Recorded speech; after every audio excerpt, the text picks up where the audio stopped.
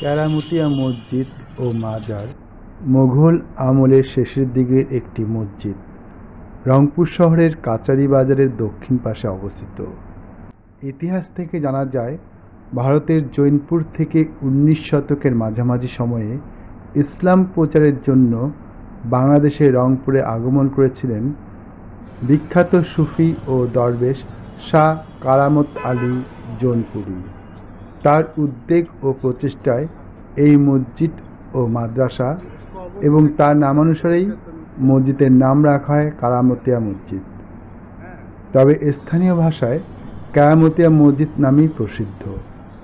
12 June 1800 সালে ভারতের জৌনপুরে জন্মগ্রহণকারী এই মহান সাধক 30 মে 1873 সালে পরলোক গমন করেন। ইন্তেকালের পর এই মসজিদের সামনেই তাকে সমাহিত করা হয়। বর্তমানে মসজিদের পূর্ব দিকে বারান্দায় একটি আগ দিয়ে একটি দেয়াল ঘেরা কক্ষের ভিতরে তার ও তার সহধর্মিণীর কবর অবস্থিত। মৌলানা কেরামত আলী জৌনপুরী এর মাজার জিয়ারত করার জন্য প্রতিদিনই দেশের বিভিন্ন প্রান্ত থেকে লোকজন এখানে আসেন।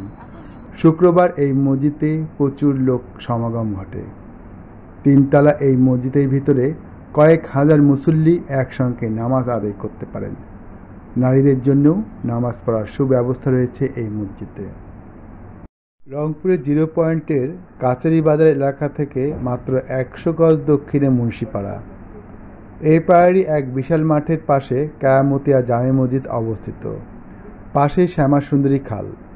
প্রিয় দর্শক, দেশের বিভিন্ন স্থান থেকে এবং দেশের বাহির থেকে রংপুর কেরামতিয়া মসজিদ ও মাজারে তাদের প্রার্থনা পূরণ করার জন্য অবস্থান করে থাকেন। মসজিদটির দেখাশোনার দায়িত্বে রয়েছেন জেলা প্রশাসক রংপুর, সরকার অভি ঐকতান সাংস্কৃতিক কেন্দ্র রংপুর।